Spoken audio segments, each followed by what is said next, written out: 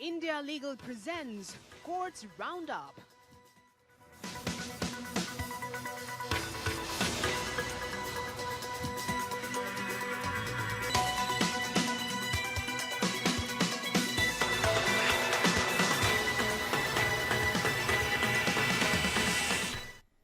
नमस्कार, मैं हूं आपके साथ कुमार कृणाल धीरज। कोर्ट्स राउंड अप में आपका स्वागत है। इस बुलेटिन में अगले आधे घंटे तक हम आपको कोर्ट से जुड़ी तमाम छोटी बड़ी खबरों से अप टू डेट करवाएंगे।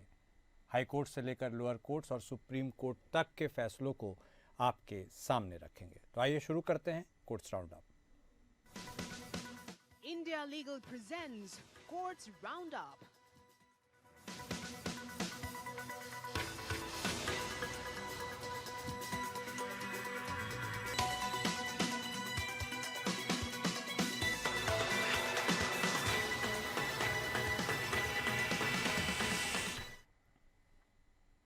सुप्रीम कोर्ट के जज जस्टिस बी.आर. गवई ने लाइव स्ट्रीम वीडियो में सुनवाई के दौरान कंटेंट क्रिएटर्स द्वारा दुरुपयोग पर चिंता व्यक्त की, जो अक्सर कार्यवाही को सनसनीखेज बनाने और गलत सूचना फैलाने के लिए छोटी क्लिप बनाते हैं। जस्टिस गवई ने यह भी कहा कि कंटेंट क्रिएटर्स और यूट्यूबर्स द्वारा इस तरह के कृत्य न्यायिक कार्यवाही के बौद्धिक संपदा अधिकारों और स्वामित्व पर सवाल उठाते हैं। उन्होंने लाइव स्ट्रीम की गई कार्यवाही के उपयोग पर स्पष्ट दिशा निर्देशों का आह्वान किया। केन्या के सुप्रीम कोर्ट द्वारा आयोजित सम्मेलन में बोलते हुए जस्टिस गवई ने टेक्नोलॉजी के साथ भारतीय न्यायपालिका के अनुभव साझा किए, विशेष रूप से वर्चुअल सुनवाई को अपनाने और लाइव स्ट्रीमिंग की शुरुआत, जिसने न्याय तक पहुंच के साथ साथ अदालती कार्यवाही की पारदर्शिता को बढ़ाया है। हालांकि उन्होंने वीडियो क्लिप के दुरुपयोग के बारे में चिंता व्यक्त की। उन्होंने कहा, अदालत की सुनवाई के छोटे छोटे क्लिप अक्सर सोशल मीडिया पर प्रसारित किए जाते हैं, कभी कभी इस तरह से कि कार्यवाही सनसनीखेज हो जाती है। इन क्लिप को संदर्भ से बाहर ले जाने पर गलत सूचना, न्यायिक चर्चाओं की गलत व्याख्या और गलत रिपोर्टिंग हो सकती है। इसके अलावा यूट्यूबर सहित कई कंटेंट क्रिएटर अदालती कार्यवाही के छोटे अंशों को अपनी खुद की सामग्री के रूप में फिर से अपलोड करते हैं, जिससे बौद्धिक संपदा अधिकारों और न्यायिक रिकॉर्डिंग के स्वामित्व के बारे में गंभीर सवाल उठते हैं। जस्टिस गवई ने यह भी कहा कि न्यायपालिका के संबंध में आर्टिफिशियल इंटेलिजेंस परिवर्तनकारी अनुभव हो सकता है। केस मैनेजमेंट, लिस्टिंग, शेड्यूलिंग आदि के लिए एआई आधारित टूल का उपयोग किया जा रहा है, जो प्रशासनिक बाधाओं को कम करने में मदद करता है। हालांकि जस्टिस गवई ने कहा कि कानूनी शोध के लिए एआई के उपयोग ने कुछ नैतिक चिंताओं को जन्म दिया है।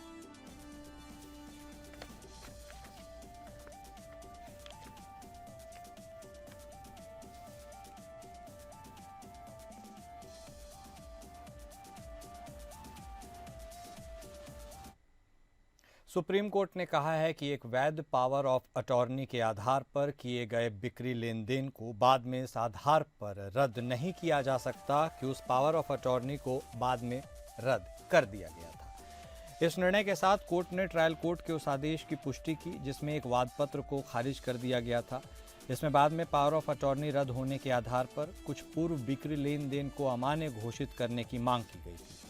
यह पावर ऑफ अटॉर्नी वादी द्वारा पहले प्रतिवादी के नाम 15 सितंबर को निष्पादित किया गया था। 2018 में वादी ने 2006 से 2006 और 2009 के बीच किए गए कुछ बिक्री लेन देन को रद्द करने के लिए एक मुकदमा दायर किया। वादी का दावा था कि उसे इन बिक्री लेन देन के बारे में 21 नवंबर 2015 को ही जानकारी मिली और इस तारीख से 3 साल की सीमा अवधि के भीतर मुकदमा दायर किया गया था। पावर ऑफ अटॉर्नी को 22 सितंबर 2015 को रद्द कर दिया गया था। प्रतिवादी ने सीपीसी के ऑर्डर 7 रूल 11 के तहत एक आवेदन दायर किया, जिसमें वादपत्र को समय सीमा समाप्त होने के आधार पर खारिज करने की मांग की गई। ट्रायल कोर्ट ने इस आवेदन को अस्वीकार कर लिया और यह पालते हुए कि वादी को पहले से ही पावर ऑफ अटॉर्नी के आधार पर किए गए बिक्री लेन देन की जानकारी थी, वादपत्र को समय सीमा समाप्त होने के चलते खारिज किया गया।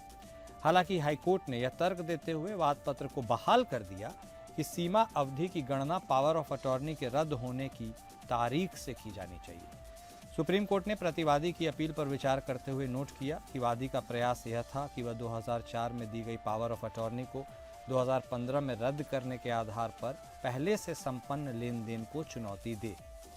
जस्टिस सुधांशु धूलिया और जस्टिस के विनोद चंद्रन की खंडपीठ ने कहा, हम स्पष्ट रूप से मानते हैं कि पावर ऑफ अटॉर्नी के रद्द होने से उन पूर्व विक्रय पत्रों पर कोई प्रभाव नहीं पड़ेगा। सुप्रीम कोर्ट ने यह राय दी कि हाई कोर्ट ने गलती से यह माना कि सीमा अवधि की गणना पावर ऑफ अटॉर्नी के रद्द होने की तारीख से की जानी चाहिए। नतीजतन अपील को स्वीकार कर लिया।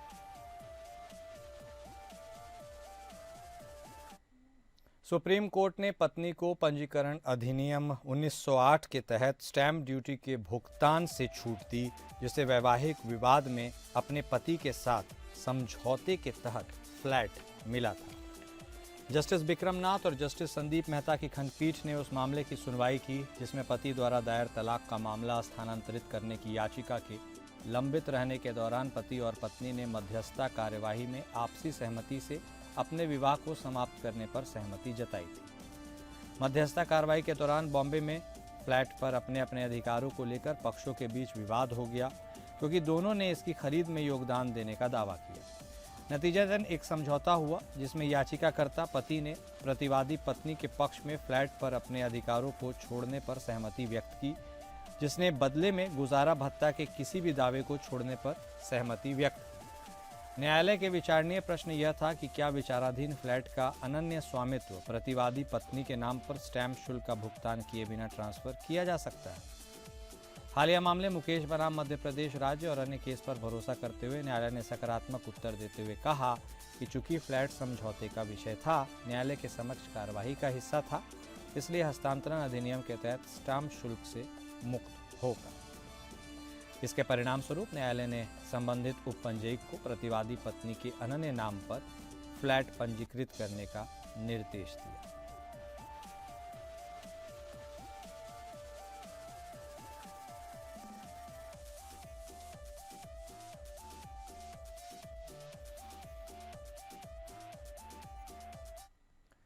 ऑगस्टा वेस्टलैंड हेलीकॉप्टर घोटाले मामले में जमानत पर आ चुके आरोपी क्रिश्चियन मिशेल की बेल बॉन्ड भरने के मामले में दिल्ली की राउज एवेन्यू कोर्ट में सुनवाई हुई। इस दौरान कोर्ट ने जेल अथॉरिटी को निर्देश दिया कि क्रिश्चियन मिशेल जेम्स को जमानत की शर्तों को पूरा करने के लिए उसके पासपोर्ट के लिए आवेदन करने की अनुमति दी जाए। साथ ही क्रिश्चियन मिशेल जेम्स के वकील को कोर्ट ने 12 मार्च को सुबह 11 बजे से जेल जाकर जेम्स के पासपोर्ट का आवेदन करने के लिए सभी औपचारिकताएं पूरी करने की इजाजत दी। मिशेल जेम्स के मामले पर सुनवाई के दौरान जज ने कहा कि बेल बॉन्ड को लेकर उसके सामने कई समस्याएं हैं। उसने कहा, मैं पहले पासपोर्ट के लिए आवेदन करना चाहता हूं, उसके लिए ब्रिटिश उच्चायोग को जेल आने की इजाज़त दी जाए। साथ ही जेम्स की ओर से दस्तावेजों की जांच करने के लिए 10 दिन का समय मांगा गया था। दरअसल करीब 6.5 साल से जेल में बंद क्रिश्चियन मिशेल का पासपोर्ट एक्सपायर हो चुका है और जमानत की शर्तों के मुताबिक मिशेल को अपना पासपोर्ट अदालत में जमा करना है। इसलिए पासपोर्ट जमा करने के लिए उसे अपने पासपोर्ट को रिन्यूअल करना होगा, जिसके लिए जेम्स ने अर्जी दाखिल की है। Augusta Westland VVIP helicopter deal के रूप में भी जाना जाता है। कांग्रेस के नेतृत्व वाली यूपीए सरकार द्वारा भारतीय हेलीकॉप्टर रिश्वत कांड भारत में एक बहु डॉलर के भ्रष्टाचार का मामला है, जिसमें 2006 और 2007 में उच्च स्तरों के राजनेताओं के लिए हेलीकॉप्टर खरीदने के लिए बिचौलियों और भारतीय अधिकारियों को पैसे दिए गए।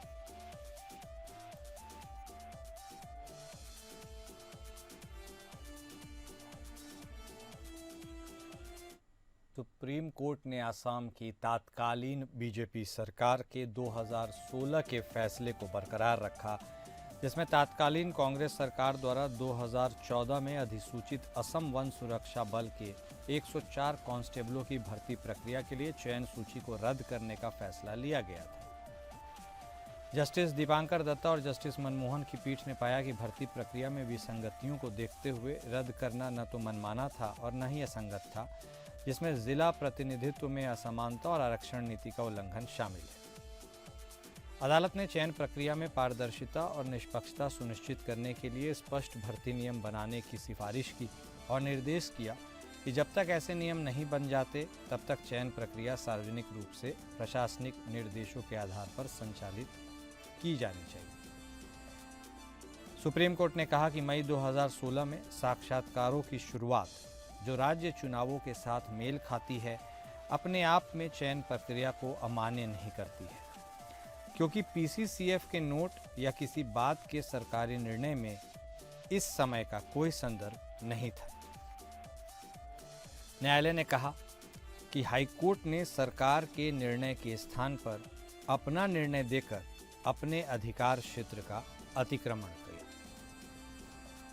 न्यायालय ने माना कि राज्य कानून के अनुसार 104 एएफपीएफ कांस्टेबलों के लिए नई भर्ती प्रक्रिया शुरू कर सकता है।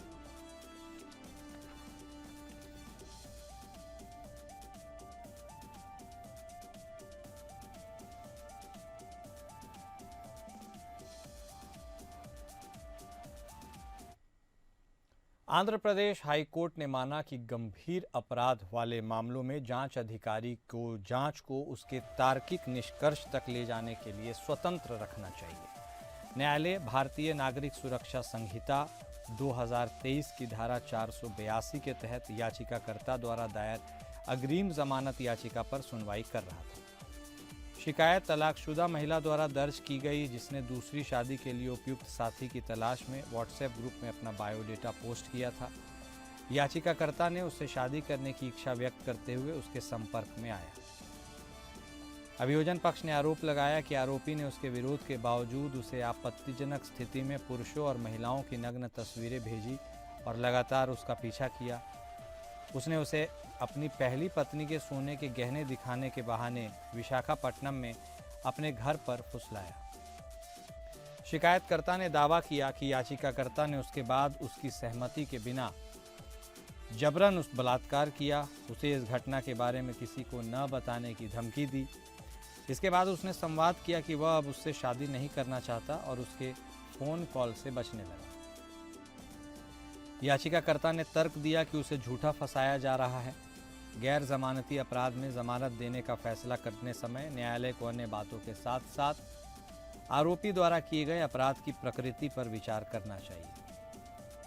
न्यायालय ने कहा कि वर्तमान मामले में बलात्कार के आरोपों और जांच में बाधा उत्पन्न करने की संभावना सहित शिकायतों की गंभीर प्रकृति को देखते हुए वह अग्रिम जमानत देने के लिए आश्वस्त नहीं थे। परिणाम स्वरूप जमानत आवेदन खारिज कर दिया गया।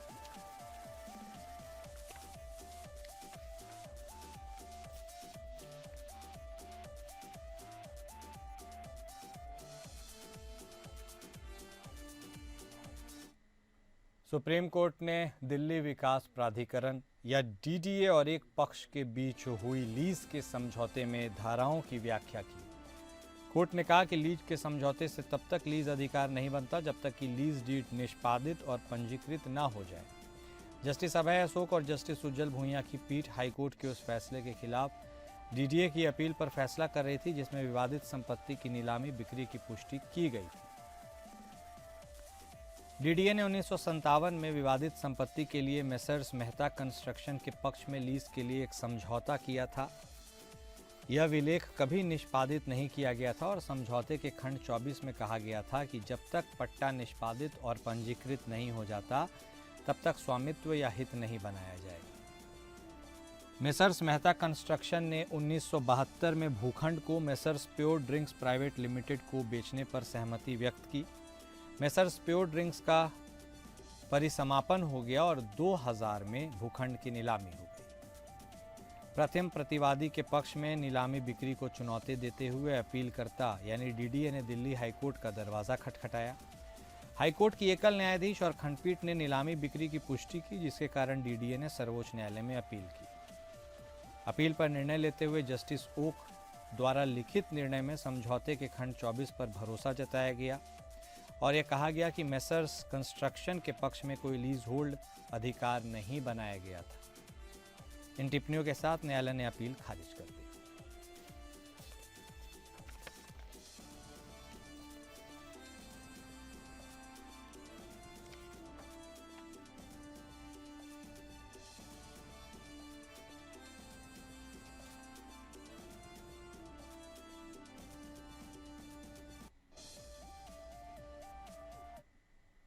WFI के प्रबंधन के लिए इंडियन ओलंपिक एसोसिएशन द्वारा नियुक्त तदर्थ समिति को बहाल करने के हाईकोर्ट की सिंगल जज वाली बेंच के आदेश को चुनौती देने वाले याचिका का दिल्ली हाईकोर्ट ने निपटारा किया। WFI द्वारा दाखिल याचिका पर सुनवाई में केंद्र सरकार ने हाईकोर्ट की डबल बेंच को यह जानकारी दी कि WFI की गठित समिति के निलंबन को रद्द करने का आदेश पारित कर दिया गया है।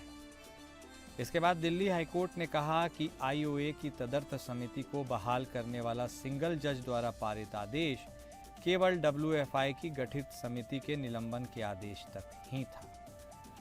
अब केंद्र सरकार द्वारा WFI की समिति को रद्द करने का फैसला लिए जाने के बाद इस याचिका में अब कुछ नहीं बचा है, इसलिए इस याचिका का निपटारा किया जाता है। दिल्ली के पूर्व मुख्यमंत्री और आप नेता अरविंद केजरीवाल और उनकी पार्टी से जुड़े दूसरे नेताओं के खिलाफ FIR दर्ज होगी। कोर्ट ने माना कि केजरीवाल और पार्टी के अन्य नेताओं के खिलाफ सरकारी धन के दुरुपयोग का मामला बनता है। दिल्ली की राउज एवेन्यू कोर्ट के स्पेशल जज ने मजिस्ट्रेट कोर्ट से धन के दुरुपयोग के मामले में नए सिरे से सुनवाई पर यह तय करने को कहा था कि केजरीवाल और पार्टी के नेताओं के खिलाफ इस मामले में संज्ञेय अपराध का मामला बनता है या नहीं। दरअसल 2019 के कोर्ट में दाखिल शिकायत में आरोप लगाया था कि केजरीवाल, पूर्व आप विधायक गुलाब सिंह और द्वारका की पार्षद नीतिका शर्मा ने इलाके में विभिन्न जगहों पर बड़े आकार के होर्डिंग लगाकर सार्वजनिक धन का दुरुपयोग किया है। साथ ही कोर्ट ने द्वारका साउथ पुलिस को मामले में FIR दर्ज कर 18 मार्च तक SHO को अनुपालन रिपोर्ट देने का आदेश दिया।